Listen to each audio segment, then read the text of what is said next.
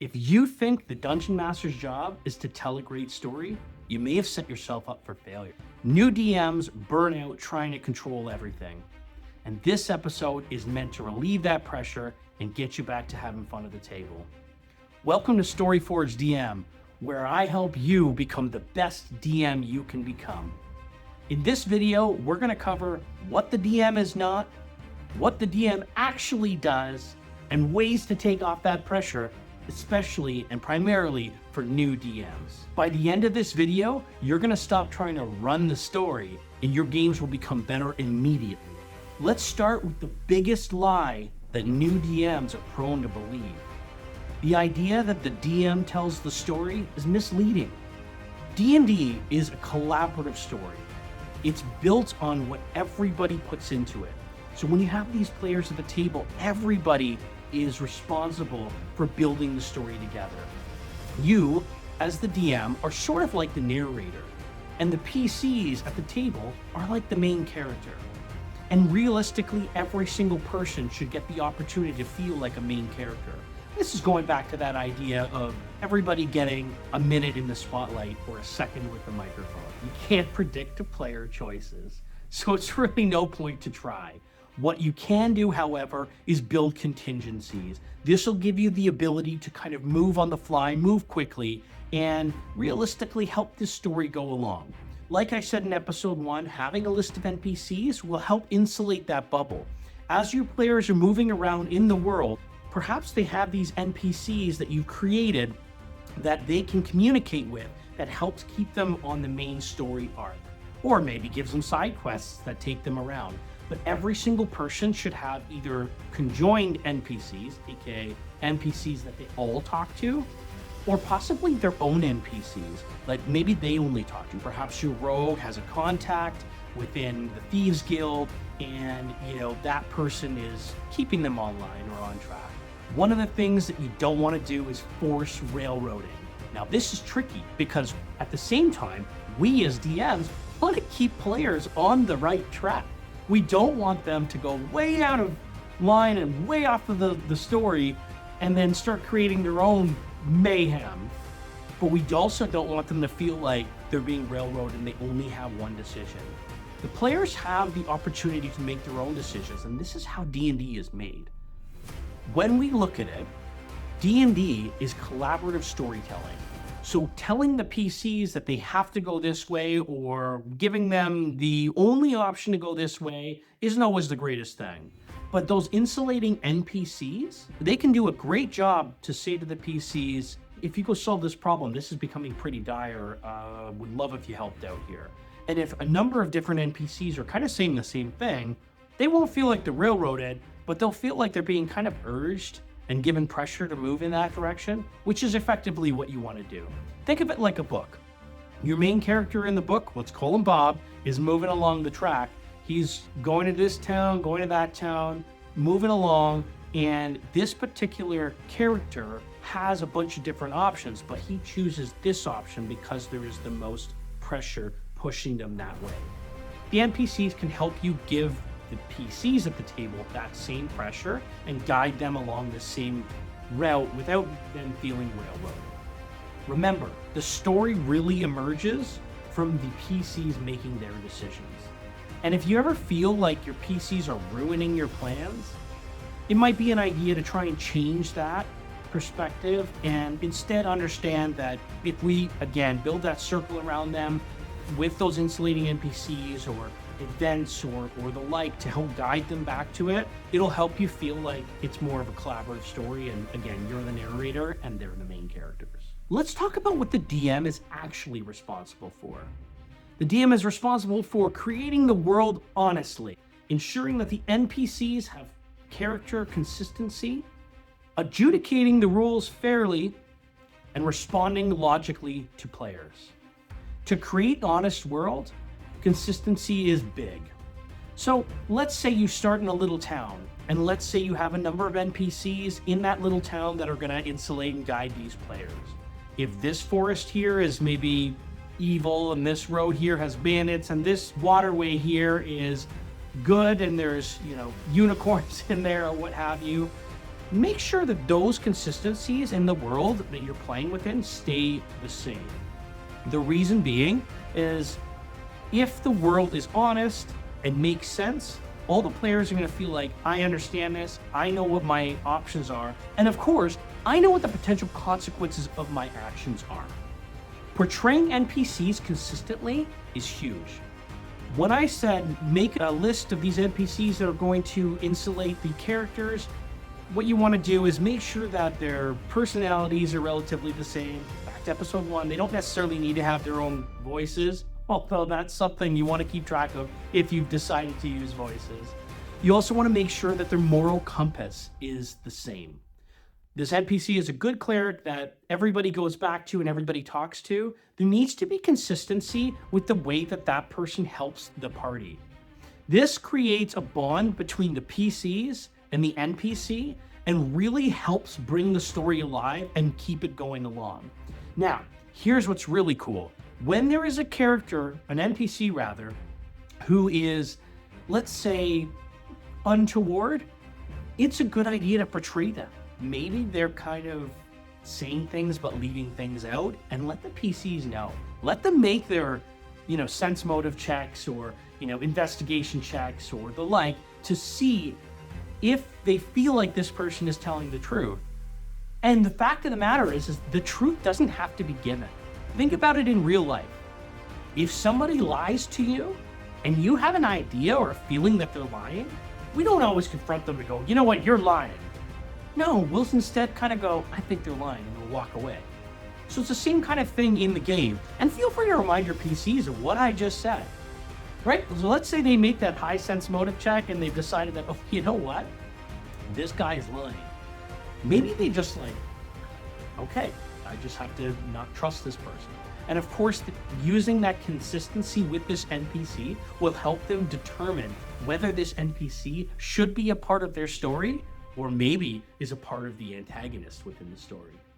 When I talk about adjudicating rules fairly, this is where house rules come into play. At the end of the day, your goal is to facilitate fun. If everybody at the table says, I don't like that, this is the way the rules should be played, don't be their enemy, be their friend. You're there to adjudicate the rules fairly. So if everybody's saying, the rules should be this, house rule it. There's an old saying, the DM is always right. And there is some truth to that. DM overrule, we've done it on my table 100 times. But the fact of the matter is that really only is good if you're going against, say, one player. If you're going against every single person at the table, you're not really creating that fun. You're not facilitating that fun. So if, let's say, somebody throws a fireball in a small room and it doesn't hit the person who's hiding behind a barrel in the room, technically, rules is written, it would hit everybody in the radius, but let's say they're hiding behind the barrel. Maybe you want to give them an additional reflex save or dexterity save. Maybe you want to give them an extra chance to evade that, and that's sort of what I mean by adjudicating the rules fairly. The other thing that I mentioned was we want to respond logically. So here's the thing, is if the barbarian wants to jump up on a wall, and that wall is, say, 10, 15 feet high, let's say 15 feet high, it's a barbarian. He's got strength 18. Maybe you just want to say yes. And saying yes is what's going to help your players at the table feel like they're heroic, feel like they're a part of the story. So we actually want to say yes, or yes and, or yes but, a lot. That's really the goal of making the characters feel good. However, let's say one of the player characters says, I'm going to stab the barkeep. You might want to remind them that, and maybe you do it as part of the story, they brandish their sword to stab the barkeep, and someone near the bar goes, hey, look, that person's getting ready to commit murder, and they're going to go to jail and be hung in the town square, and they'll have to write a new character. Maybe you want to adjudicate that kind of thing, but we want to be able to respond fairly to the player's actions. So again, barbarian wants to jump up on the wall, cool, that's awesome. Let's say the druid goes, you know what? I want to create a tree in the middle of the town so that everybody has apples. Cool, let's do that. Let's make that part of the story. Yes, they create a tree and it has apples, and maybe they pick it off and give it to the children. Let's say that druid wants to entangle the barkeep in order to press them for answers in the middle of the day when there's tons of people in the bar. Think about it. That probably wouldn't go over well, not in any town. So, adjudicate and respond fairly. Remember, you control the world, not the players. One of the big things with DMing is, as a DM, we present the situations, but we do not present the outcomes. Problems are really, really good. That's kind of what DMing is. It's presenting a problem to a bunch of people to solve.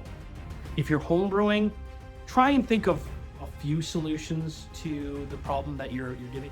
If, for instance, the problem that's at hand only has one solution to find this one key and really nobody at the table can think of it, it's not going to really equate to a fun time.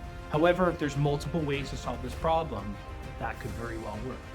Another thing that happens is maybe you present them with a riddle, and this riddle will prevent them from getting any further. If nobody at the table can solve the riddle, one way to overcome it is maybe have them make intelligence checks, and then you could start giving them clues and hints. So with a lot of riddles or ideas like this, maybe you want to write down some hints that you want to give that will help them get to the answer, because there's nothing worse than sitting there for 45 minutes or an hour while everybody tries to solve an unsolvable puzzle. You don't need to plan endings.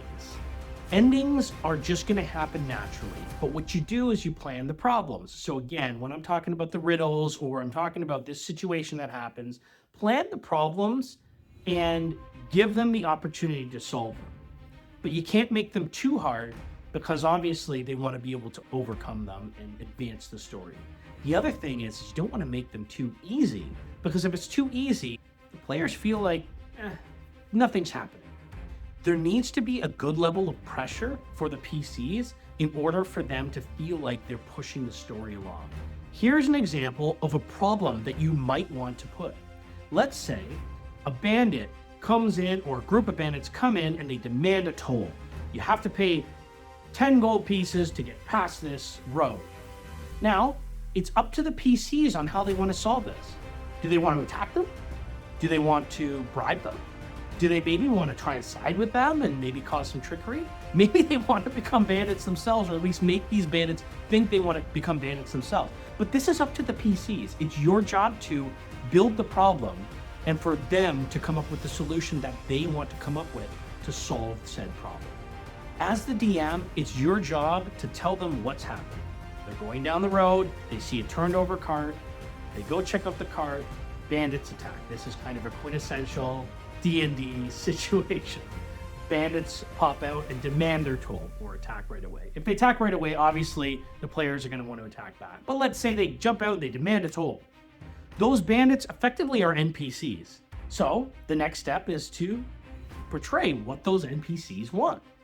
And then of course, it's your job as the DM to adjudicate or guide the people at the table to come up with a solution. So again, maybe it's communication, maybe it's bribery, maybe they pay the toll and move on.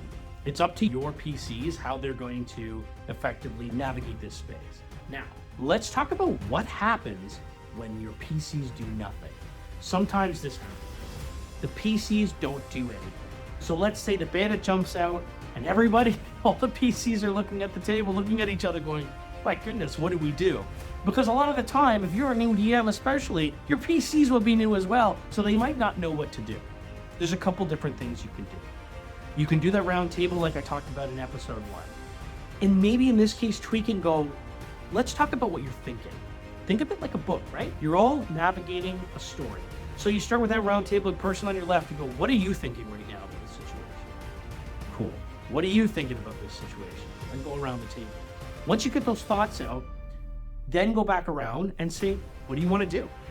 And if somebody, and this is what I would do, if let's say the first person's like, I want to say to the bandit, well, we don't have 10 gold. And let's say somebody at the table goes, I want to attack. And they just jump in and interject. All right, everybody roll initiative. Let's go. This is a fight. But let's say the party around the table, once they've come up with the thoughts about the situation, want to try and talk their way out. That's where you get to push that story forward, push that problem forward, and really have that conversation between the bandits in this analogy and your PCs about what's going to happen next. Let's take a minute and talk about letting go. This is a big piece of being a good and great DM. There's 3 major fears that always come up. Number 1, losing authority. A lot of DMs, especially new ones, are afraid to lose authority at the table. Number 2, we're afraid that players might break the game and min-max the crap out of their characters and ruin it for everybody. Number 3, we're afraid that we might be doing it wrong. When I talk about losing authority, this is sort of going back to that idea of colloquial adjudication, where everybody at the table can kind of work together. It's tough for us as humans sometimes to say, I admit I'm wrong. Playing D&D, you're going to have to do that a lot, especially as a DM. Just lean on your PCs to help you guide the story and the rules. Again, it's your job to control the world, but not control the PCs. So we don't really need to have this iron fist authority over everybody at the table. Instead, we just need to ensure that everybody is having a good time. When it comes to players breaking the game, I'll be the first to admit that this was my biggest pet peeve and fear for, I'm going to say, 5 to 10 years, my first 5 to 10 years of DMing. With my current group, it's been 15 years. In total, I've been DMing for like 25 years.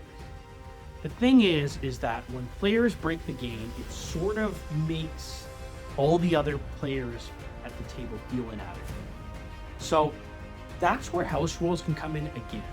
Perhaps you want a house rule that this race is not allowed, or these rule sets are not allowed, or we're going to leave these parts out, and you want to guide everybody into working collaboratively.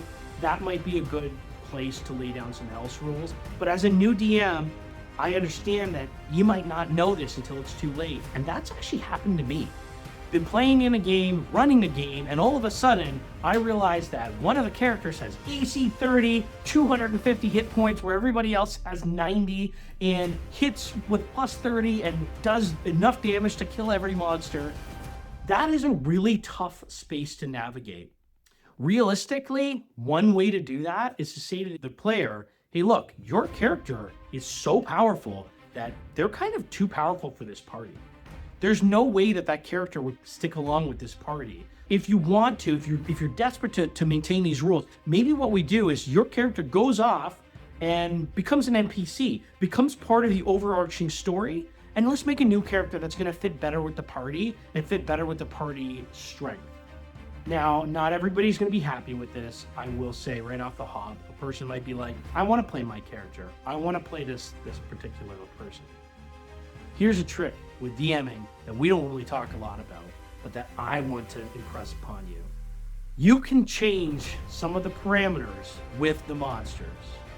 So let's say that this particular PC with crazy AC and insane to hits and massive damage as compared to everybody else at the table is up front doing the damage. Maybe have them have another spell, a maze spell, or maybe they have resistance to the particular weapon that this PC is using. This is another way to kind of control the story so that everybody feels like they're getting their moment in the spotlight. If everybody at the table is engaged, then you are winning as a DM. And you got to remember that chaos generally equals memorable moments. The best DMs don't control the table, they trust it. The last part I want to talk about is the DM mindset shift. So you have to find the best ways to referee what's happening at the table. You don't need to go out of your way to make it the best story everybody has heard. It's a collaborative story and everybody is a part of it. You're a referee, and you could say a narrator, but you're not the characters. If you leave it up to the players to sort of develop what the story looks like, you're gonna have less stress at the table, you're gonna have more fun ultimately, and quite frankly, you'll get those laughs at the table that I talked about in episode 1. As always, Dungeon Masters aren't born, they're forged. Subscribe to check out episodes every 2 weeks and drop a comment letting me know what your biggest fears are about DMing. In 2 weeks' time, I'm going to be dropping the episode, how to start a campaign without over planning it. Stay tuned, and we'll catch you soon.